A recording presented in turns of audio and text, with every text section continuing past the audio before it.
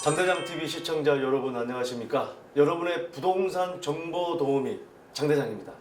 자, 오늘은 정보 도우미라고 말씀을 드렸는데 그 이유는 많은 정보를 여러분들에게 드리고 있는데 제가 드리고 있는 이 정보에서 바로 투자의 팁이 있습니다. 돈이 있다는 거죠. 자, 문재인 대통령이 신년 기자회견에서 이 주택 공급에 대한 얘기를 했는데 신규 택지 개발에 대한 얘기를 언급을 했습니다.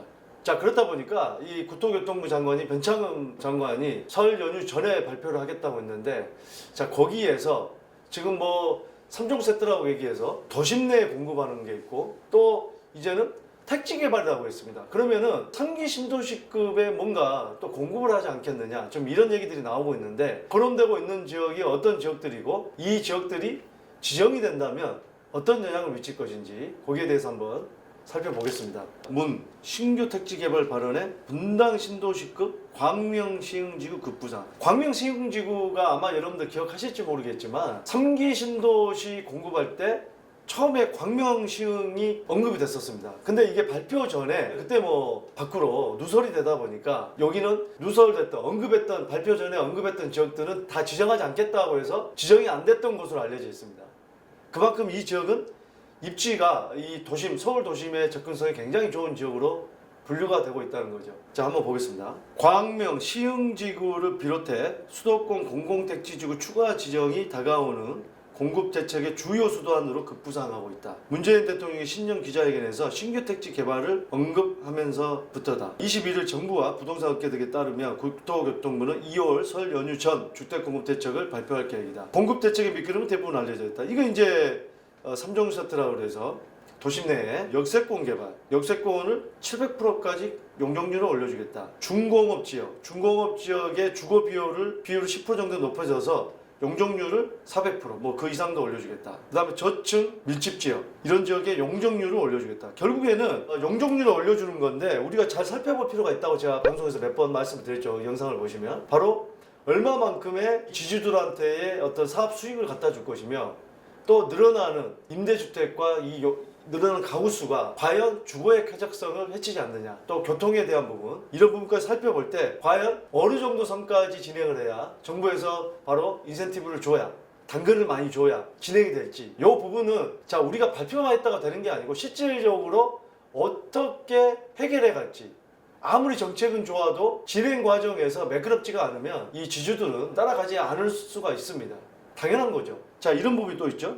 문재인 대통령은 신년 기자회견에서 수도권, 특히 서울 시내에서 공공 부문의 참여와 주도를 더욱더 늘리는 인센티브를 강화하고 저차를 크게 단축하는 방식으로 공공재 개발, 역세권 개발, 그리고 신규 택지의 과감한 개발을 통해 시장이 예상하는 수준을 뛰어넘는 부동산 공급을 특별하게 늘릴 것이라고 강조했다. 신규 택지의 과감한 개발, 개발이라고 했어요. 과감한 개발이라는 거는 무슨 얘기입니까? 광명시흥지구도 처음에 발표를 할 때 뭐 언론에 미리 노출이 돼서 그 부분이 안 됐다, 그런 얘기도 있지만 지자체에서 반대를 했다, 뭐 이런 얘기도 있거든요. 광명시 같은 경우는 광명시 재개발하고 철산주공에 있는 재건축하고 다 하게 되면 약 4만여 가구의 신규 아파트들이 들어섭니다. 지금 여기 30평대가 12억 13억 갑니다. 불과 10억을 깰 수 있을까 한 지가 몇 달 전이죠. 작년이죠.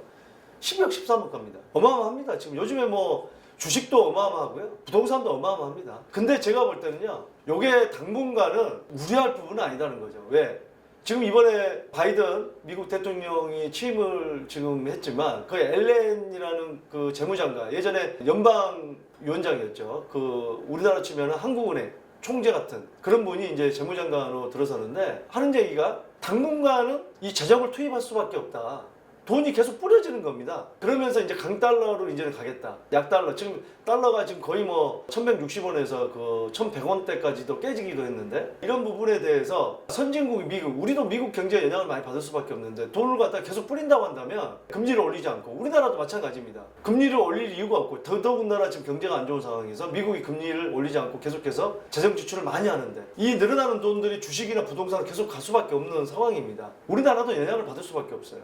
미국이 1금융권이라고 한다면 우리는 2, 3금융권 정도 되는 어떤 생각을 가지고 있어야 되기 때문에, 자, 그런 측면에서 볼 때 돈들이 많이 놔두고 과감한 개발이라고 한다면 어쨌든 간에 여론을 의식하지 말아라. 광명시흥을 개발한다고 해서 또 뭐 안 좋은 여론이 있더라도 과감하게 개발해라. 또 그린벨트를 갖다가 지금 해제를 많이 했죠. 상기 신도시를 만들기 위해서. 또 최근에 강남의 그린벨트를 해제를 한다는 얘기가 잠깐 나왔지만 환경단체 또 여론에 부딪혀서 후세에 남겨줘야 할 이 공간들을 다 집만 때려 지어서 되겠느냐 이런 얘기를 했는데 과감한 개발이라고 한다는 거는 그런 여론이 있더라도 과감하게 개발해라는 어떤 지시가 아닐까 하는 생각도 듭니다. 지금 이제 보시면요, 광명시흥지구가 바로 지금 서해안고속도로, 제2경인고속도로, 서울외곽고속도로, 자 이런 지역에 있는 도로 접근성이 좋은 바로 광명시흥 이 지구라는 거죠. 생긴다고 한다면 여기 또 발표를 한다고 한다면 모르겠습니다. 또 신안산선을 또 이쪽으로 들어가기 위해서 꺾을지. 이번에 고양 창릉지구도 GTX가 대공용으로 들어서게 되는데 아예 한가운데 새로운 역사를 갖다가 박아버렸잖아요. 물론 이게 이번에 시흥 택지지구로 발표된다는 전제하에 그럴 수 있다는 거죠. 그 외의 지역이 또 어떤 지역들이 고려되고 있죠. 그래서 이 지구가 개발이 된다고 한다면 분당 신도시 주택 규모에 맞먹는 10만 가구 수준, 이제 분당이 10만 가구 수준인데 여기는 보금자료 지정하면서 9만 5천여 가구 주택을 공급하겠다고, 이거는 이제 2010년도에 발표를 했는 건데 약 10만 가구 정도가 들어갈 수 있다는 겁니다. 10만 가구 정도가 들어간다 그러면 3기 신도시의 두세 곳 정도 규모에 맞먹는 거예요.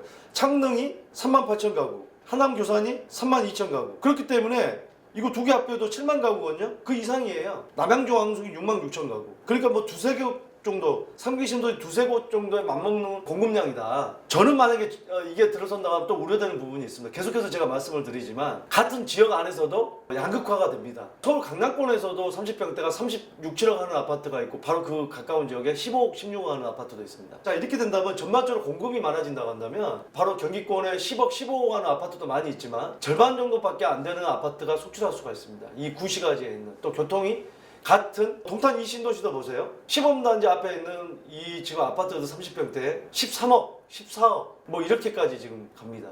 근데 지금 조금 떨어진 지역들 6억, 7억 가요. 새로 생긴 신도시도 그런데 앞으로도 이런 지역은 그럴 가능성이 큽니다. 그래서 여러분들 지금 여러 가지 보유하고 계신 분들 투자할 때 아주 신중을 기할 필요가 있습니다. 지금까지는 대세 상승으로 뭐 진짜 막말로 진짜 뭐 비닐하우스 하나도 정말 가격이 올라갈 정도로 올라갔지만 이제는 옥석을 가려서 투자를 할 필요가 더욱더 있다는 겁니다. 자, 그 외에 지금 거론되는 지역들은요, 광명 시흥지구를 제외한 나머지 깜짝 지역도 깜짝 지정될 가능성이 있다. 어느 지역이냐?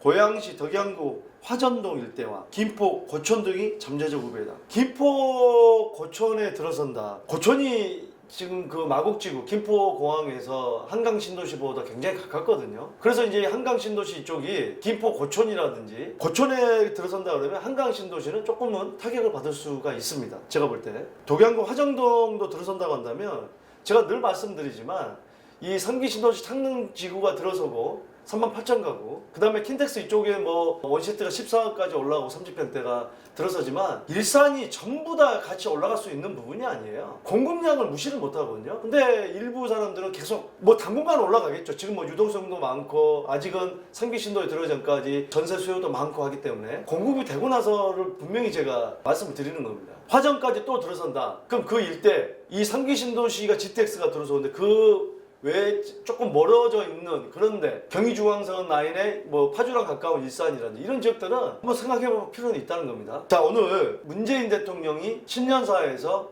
신규 택지 개발에 대한 규모도 어느 정도 국토교통부 장관과의 어떤 조율이 있었던 내용이지 않을까 하는 생각이 듭니다. 혼자서 어떻게 부동산에 대해서 전문적인 지식이 없다고까지 지금 신년사에 얘기를 했는데 이 구체적인 얘기를 했다는 것은 어느 정도 조율된 얘기이지 않을까 하는 얘기도 듭니다만, 하지만 이거는 아직 결정전입니다. 여러분들께서는 염두를 해 두실 필요는 있다. 결정이 되면은 또 매수자들이 한 번에 몰려들 수 있기 때문에 이런 분도 생각을 하고 여러 가지 계획을 잡으시길 바라겠습니다. 자, 여러분들 찾아뵙기 위해서 좀 마음이 설레입니다. 바로 다음 주 화요일 26일 저녁 7시에 여러분들을 찾아뵙도록 하겠습니다. 여러분들의 많은 고민 상담 준비해 두시기 바라겠습니다. 감사합니다. 자, 둘 중에 시청자님께서는 어느 쪽에 더 끌리신가요? 그래도 이쪽이 조금 더 유리할 것으로 보여집니다.